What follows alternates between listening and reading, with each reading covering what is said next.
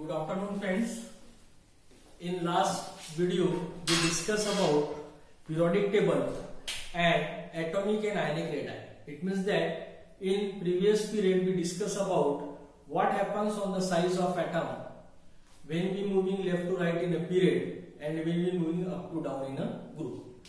To understand this, first again we go to the size of atom. Size of atom means whether the size of atom is less, what happen, and if the size of atom is greater. अगर size of atom कम रही तो क्या होता है, size of atom ज्यादा रही तो क्या होता है, ये हमें पता होना चाहिए. When the size of atom is less, electron is tightly bonded with the nucleus. Outermost जो आपका इलेक्ट्रॉन के बारे में अगर हम लोग बात करने जाएंगे, ये जितने भी इनर्शियल इलेक्ट्रॉन बात करने जाएंगे, साइज ऑफ एटम कम माने electron is tightly bonded with the nucleus. When the size of atom is greater, it means that the electron is loosely bonded with the nucleus. आपको ये दो पॉइंट ध्यान में रखना है. अगर हमें हमारा आज का जो नया टॉपिक पढ़ना है उसके लिए आपको साइज ऑफ एटम पता होना चाहिए. हम फिर से रिपीट कर रहे हैं कि if the size of atom is less, it means that electron is tightly bonded with the nucleus, and when the size of atom is greater, it means that the electron are loosely bonded with the nucleus. ये एक चीज अगर आपको पता है तो साथ ही साथ में आपको पता होना चाहिए और एक चीज के बारे में हम लोग जिस टॉपिक को आज पढ़ने वाले हैं उसके पहले कि कटायन और एटम. अगर हम लोग यहाँ बात कर रहे हैं सोडियम की, तो यहाँ सोडियम ये हो गया आपका एटम. वही हम लोग यहाँ पे बात कर रहे हैं Na पॉजिटिव, तो ये हो गया आपका Na positive ion. It is known as the cation. When electron is removed from the atom, at that time it is known as the cation.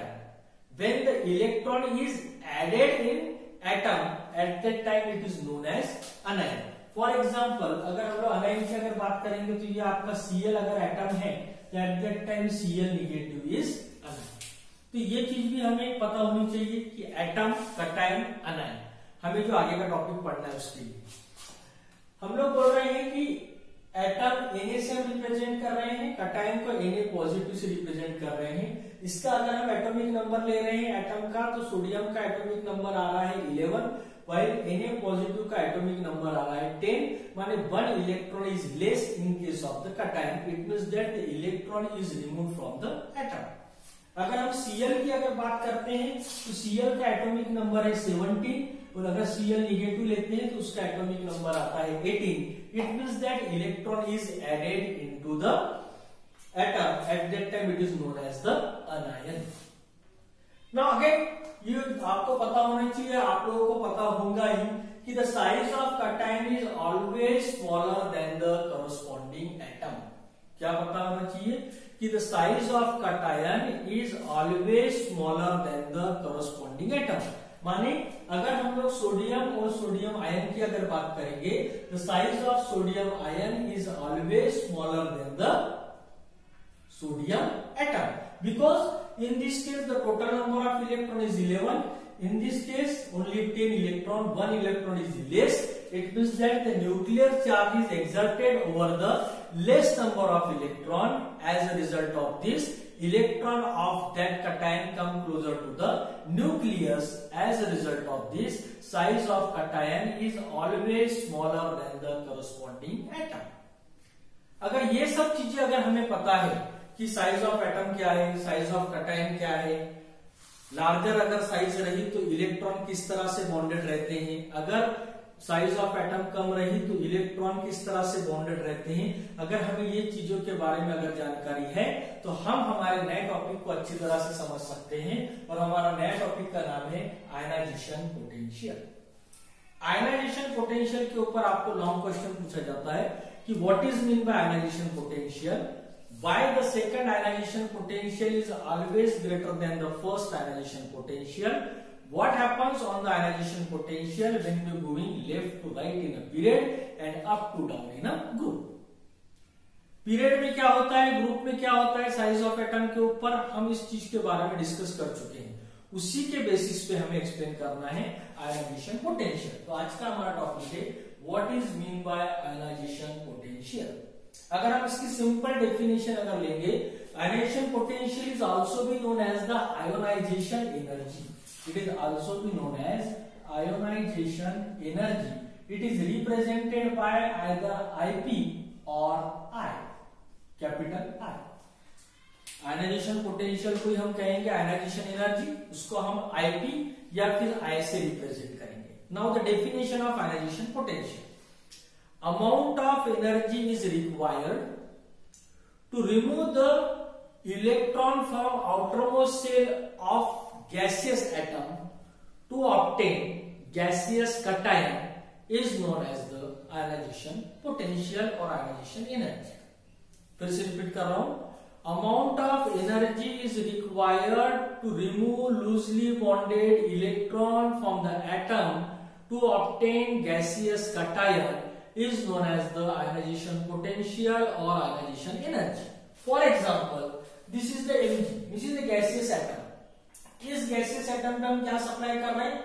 Energy को सप्लाई कर रहे हैं. काहे के सप्लाई कर रहे हैं? इलेक्ट्रॉन को रिमूव करने के लिए. उस समय पे ये जो आपका गैसियस एटम है ये किसमें कन्वर्ट हो रहा है? यहां से एक इलेक्ट्रॉन यहां पे रिमूव हो गया है. It means that this atom is converted into the gaseous cation. यही आपकी डेफिनेशन है.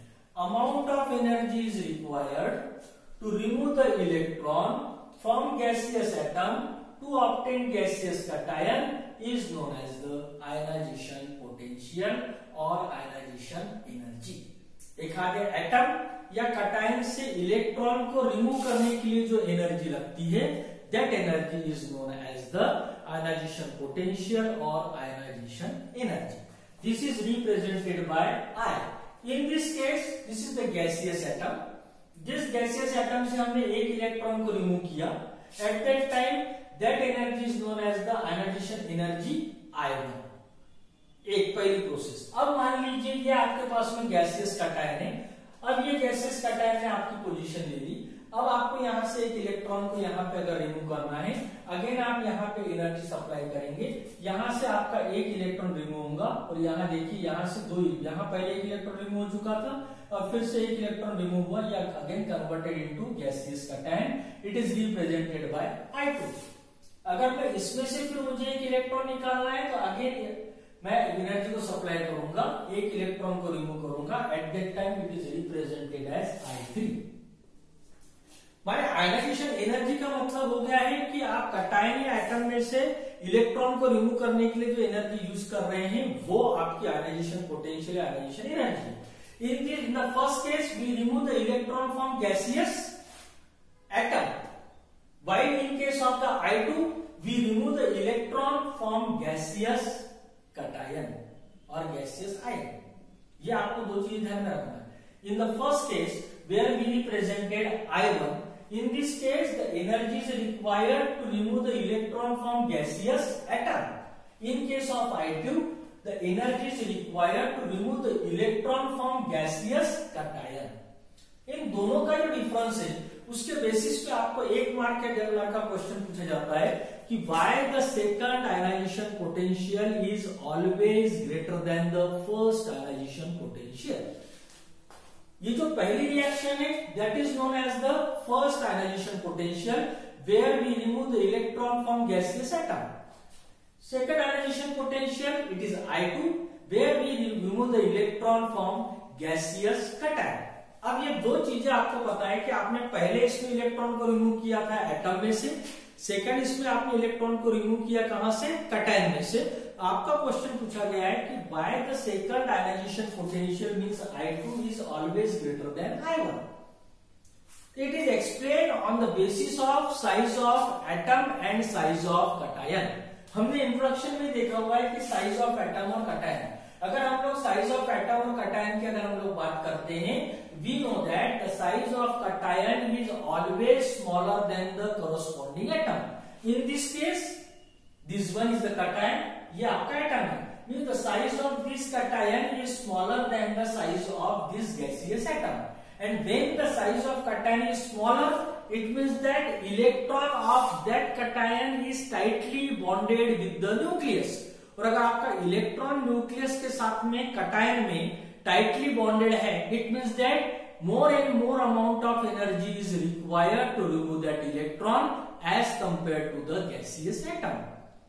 And so it is suggested that the second ionization potential I2 is always greater than I1, because in this case we remove the electron from cation. The size of cation is smaller than the size of atom, and in the size of cation is smaller, it means that more amount of energy is required to remove the electron. So the second ionization potential is always higher than the I1.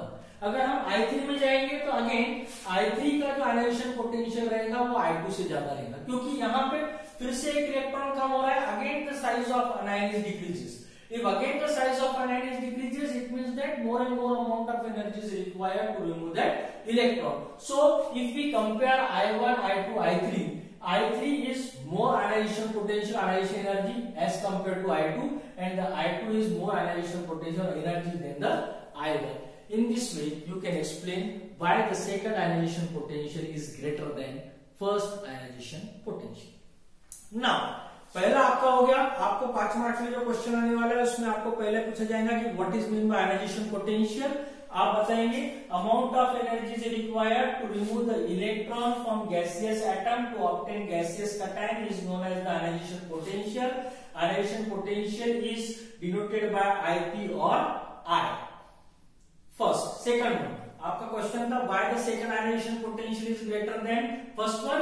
In the second ionization potential the energy is required to remove the electron from gaseous cation, while in I1 the energy is required to remove the electron from gaseous atom. We know that the size of cation is always smaller than the corresponding atom, so more amount of energy is required to remove the electron in second stage. So the second ionization potential is always greater than the first ionization potential. ये आपका 2 question हो गए. अब आपका तीसरा question उसमें रहेगा कि what happens when we moving left to right in a period and what happens when we moving up to down in a group in ionization potential. माने आयनाइजेशन पोटेंशियल के ऊपर क्या इफेक्ट गिरेगा अगर हम एलिमेंट्स के बारे में डिस्कस करते हैं जो पीरियड में है, हम एलिमेंट्स के बारे में डिस्कस करते हैं जो कॉलम में है. तो अलग अलग एलिमेंट्स के आयनाइजेशन पोटेंशियल पे या आयनाइजेशन एनर्जी के ऊपर क्या इफेक्ट गिरेगा वो जानने के लिए हमें इसमें एक और चीज हमको पता होना चाहिए कि जिस तरह से आपको cation पता हो गया, आपको anion पता हो गया, आपको साइज ऑफ एटम पता हो गई, उसी तरह से आपको एक और चीज पता होना चाहिए कि the element which are half filled and full filled, it is related with the electronic configuration. Electronic configuration यानी कि आज में आप लोगों ने सुना होगा कि half filled shell and full filled shell. If in electronic configuration of any element, अगर उसका आपका इलेक्ट्रॉनिक कॉन्फ़िगरेशन में outermost orbital electronic configuration अगर हाफ फील्ड है या फुल फील्ड है, it means that they are more and more stable. From the electronic configuration, it is observed that if in that element half filled orbital is present or full filled orbital is present, at that time that atom is more and more stable. और अगर मोर and more stable रहेंगे तो हमें again वहां से electron को remove करने के लिए एनर्जी ज्यादा लगेगी. तो आपको ये ध्यान में रखना है कि आपके सीरीज में आपको आयनाइजेशन पोटेंशियल और आयनाइज को एक्सप्लेन करते समय पे इस चीज को भी ध्यान में रखना है कि आप जिस एलिमेंट्स के बारे में बात कर रहे हैं, अगर उस 4-5 एलिमेंट में से एक आधे एलिमेंट में अगर हाफ फील्ड ऑर्बिटल या फुल फील्ड ऑर्बिटल रहेंगे तो वहां पे एनर्जी हमें उस इलेक्ट्रॉन को रिमूव करने में ज्यादा लगेगी. माने in that element the ionization potential is greater as compared to the rest of the element which are present either in a period or they are present in a column. ये आपको तीसरा point वहां पे पता होना चाहिए. चौथा point हम लोगों ने जो डिस्कस किया हुआ था जो प्रीवियस क्लास में था, आयनाइजेशन पोटेंशियल के पीरियड और कॉलम को एक्सप्लेन करने के लिए न्यूक्लियर चार्ज. हमें मालूम है कि when the atomic number is increases, nuclear charge is increases. Nuclear charge is increases means the attraction between the electron and nucleus is increases. As a result of this, size of atom is decreases. ये आपको पता होना चाहिए. Second, आपको यह चीज पता होनी चाहिए what is mean by the screening effect, जो हम लोग प्रीवियस पीरियड में पढ़ चुके हैं. What is mean by the screening effect? The decrease in the attraction between the outermost shell electron and nucleus due to the presence of inertial electron. This is the attraction is decreases, and if this attraction is decreases, in most of the cases size of the atom is increases. अगर हमें ये सब चीजों के बारे में पता है तो हम अच्छी तरह से आपके जो तीसरा क्वेश्चन है कि what happens on the ionization potential when we moving left to right in a period and what happens when we moving up to down in a group, हम उसको अच्छी तरह से एक्सप्लेन कर सकते हैं. तो ये वाला लेक्चर अभी हम यहीं स्टॉप कर रहे हैं. सेकेंड लेक्चर में हम आपको बताएंगे कि what happens when we moving left to right in a period on ionization potential and what happens when we moving up to down in a group in ionization potential. हमें अभी का जो lecture है उसमें हमने दो चीज देखी हुई है कि what is mean bye ionization potential, why the second ionization potential is greater than the first one, what is mean by the atom, what is mean by the cation, what is mean by the अनायन. ये हम लोगों ने यहाँ पे पढ़ा हुआ है कि what happens on the size of atom. We know that the size of atom is greater than the size of cation. It means that the size of cation is always smaller than the corresponding atom, while the size of anion is greater than the corresponding atom. अनायन की size ज्यादा रहेगी, cation की size कम रहेगी जिस atom से वो बन रहा है. इन सब चीजों को हमको ध्यान में रखना है आगे के सभी प्रॉपर्टीज को पढ़ते समय पे. तो अगर ये हमारे ध्यान में आ गया है तो अब हमने हमारा नेक्स्ट टॉपिक जो पढ़ेंगे that is known as the what happens on annihilation potential in period and in column. Thank you.